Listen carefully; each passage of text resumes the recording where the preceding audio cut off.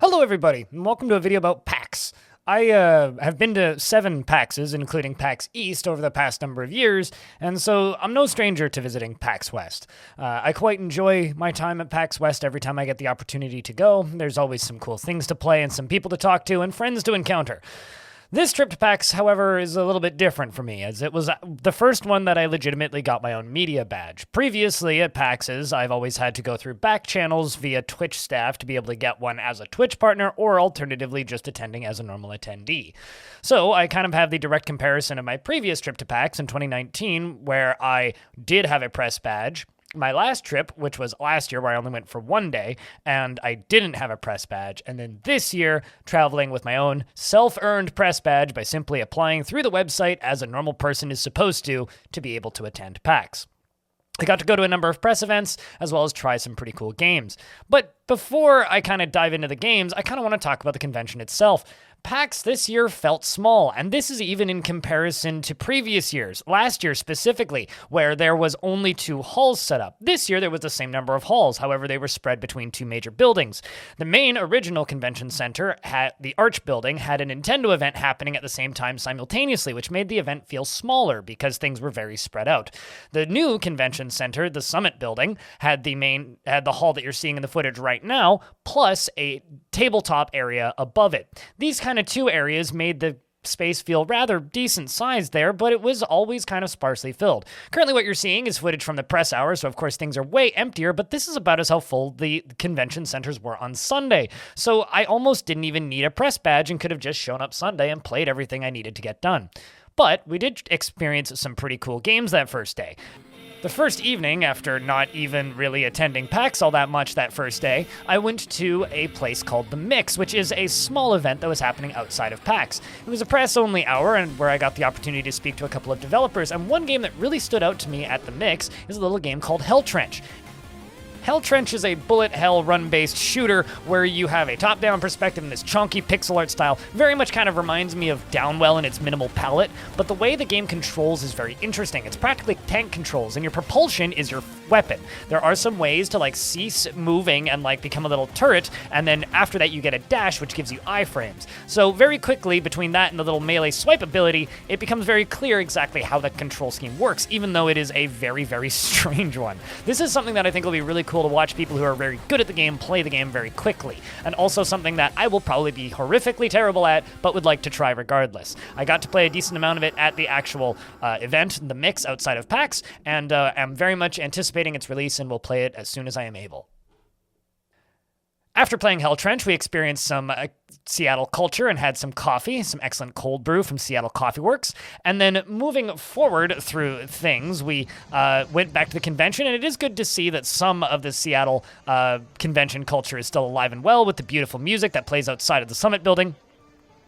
But once we got back inside of the building, I went to go attempt to get into a panel because we'd gone out for lunch that day, and I was running late, and unfortunately I didn't make it in. The panel that I wanted to go see was a panel with Danny O'Dwyer of NoClip, who, in his words about his own Dwarf Fortress documentary... Our Dwarf Fortress documentary is working away. It's going to be really big and long and cool, so we've been taking our time on it. Big and long and cool. He said it, not me. But seriously, jokes aside, I did get to pester him about that, and apparently it is coming along, so hopefully we'll get to see something regarding to that in Dwarf Fortress time. You know, it was originally estimated to be out in spring, and, well, we're in late summer now, kind of looking at fall, and honestly... It'll be done when it's done, and I just hope it lives up to my expectations, because I've got quite a bit of hope. I mean, they did a lot of filming around the launch of Dwarf Fortress, and I would really like to see that. Should also mention that on the first day, I attended a panel with Jason Grimblatt of Caves of Cud, and also... Ryan Clark, who is the CEO and director of Brace Yourself Games, most notably made Crypta the Necrodancer, and Stacey Mason, developer of Story Mason Media and formerly of Telltale Games, was supposed to have Tarn Adams on the panel talking about procedural generation, but unfortunately he couldn't make it as he was sick. So instead, we did get a pretty awesome little talk, and I got to say hi to Jason afterwards, which was lovely to get the opportunity to finally do that. It's always nice to put a voice and a face to names that I see on social media platforms, so that was a very good interaction. But continuing on with PAX itself, on the third day, I actually finally spotted a game that I'd been looking for. This is a little video game called Enter the Chronosphere. This was originally a 7-day RL, which has a free demo up on itch still, which has no graphics, but is a bullet hell, time-based, turn-based shooter, which is, of course, within some sort of rogue-ish structure, where you go on runs through these little procedurally generated mazes, and you move, and when you move, time moves. And it's very simple to kind of get the grasps of. I feel like it's kind of gives people the idea of what a roguelike should be without kind of the barriers to entry that I think a lot of roguelikes have. This is something that I'm very much keen on, and absolutely I'm looking forward to playing as soon as it's available. Recently, they posted on their social media that they are looking for an Australian remote programmer. So if you live in Australia and are a programmer and are interested in working on a neat little video game, I'll link to their job listing in the description of this video. Now, the next thing I kind of want to talk about is kind of the shrinking of PAX. So I've been to a number of these events now. I've been to maybe more PAXs than most people should have been. And I've noticed something. Back when I first started going to PAX in 2016 and 2017, it was huge. Xbox had a booth, Nvidia had a booth, every single major publisher had a booth, there was a Bethesda booth, there was huge like Capcom booths and everything. And now I think at this point, the largest kind of space for a specific developer was the Tekken booth, kind of maybe seconded by the Sega booth, and then a little bit for like this kind of Sega Atlas booth, but it was mostly the Sega booth. And frankly, to me, that is kind of sad. Every single time I've been to a PAX, it seems to get smaller. And I think that the pandemic kind of sped this up a little bit, but I have a theory. I think that I'm part of the problem. I think people like me are killing PAX to a degree. The pandemic certainly sped this up, but what is essentially happening is, what is cheaper? Spending $50,000 to $100,000 on a super large, elaborate booth and staffing it, flying your community team out there and setting them up for the week in the city in hotels, feeding them, and then letting them sit outside of the office, not doing their normal day-to-day, to show the game to, what, 90,000 people? Now, it's much cheaper and more cost-effective and more efficient to just simply pay X number of streamers with a couple hundred concurrent viewers, a fraction of the cost, to get significantly higher numbers of clicks. Of course, you miss out on the live one-on-one kind of feedback loop, but that's why we have demos now. The majority of games that were at PAX, and the few that I highlighted were for this reason, have demos available that you can just go download and play for free that are completely up to date.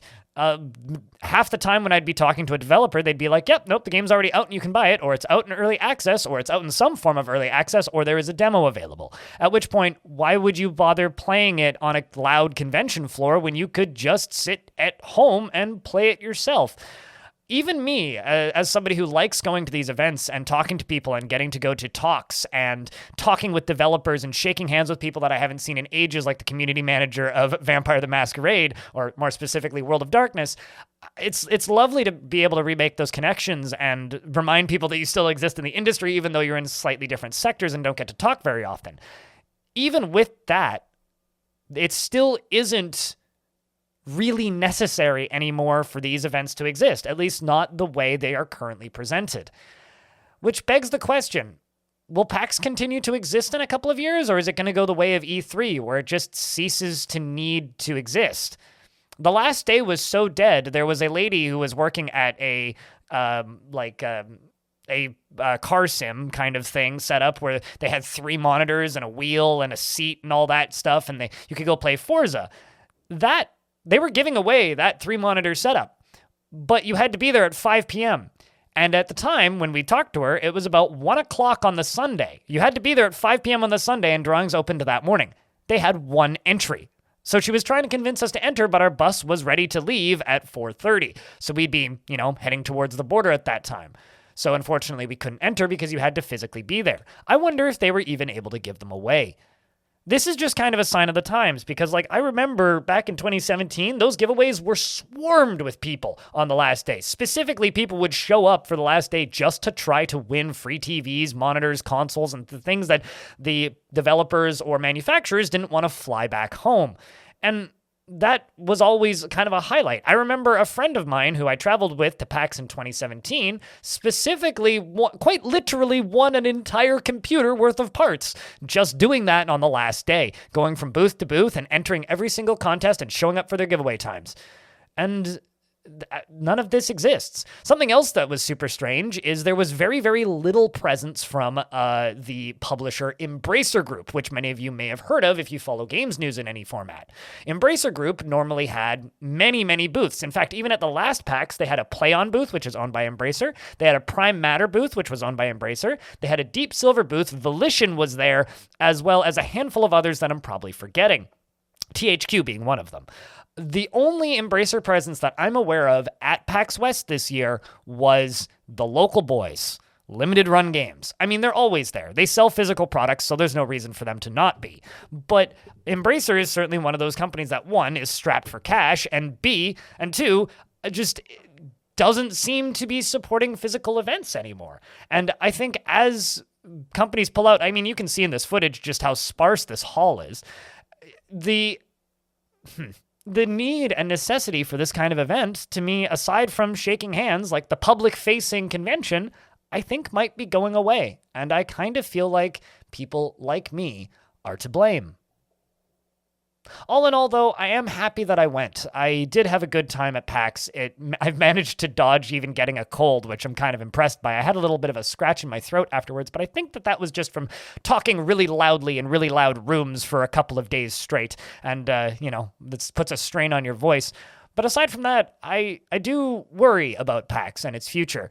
I hope that it continues to exist because I do really very much enjoy going to PAX once a year, crashing on my friend's sofa and hanging out with some people that I know for the week, and also getting to try some cool games in the process.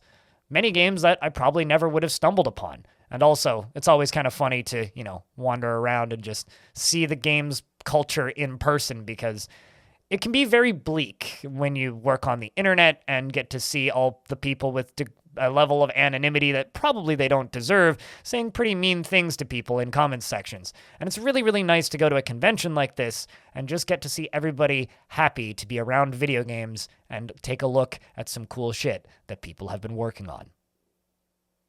Thank you very much for watching this video, and shoutouts to all my patrons who help me get to places like PAX on the tight budget that I am on an average week. So thank you very much to that. And honestly, I know that this video is a little bit out of left field and kind of different from my normal stuff, but got to do something because I did go to PAX, right? And check out Hell Trench and Enter the Chronosphere. I think those two games are very, very cool. And of course, I played more games than that, but those were just the two that kind of stood out. And frankly, I just want to say thank you very much to everybody who's watching this video right now, and if you've made it to the end, thank you so much, and I hope to see you in the next one.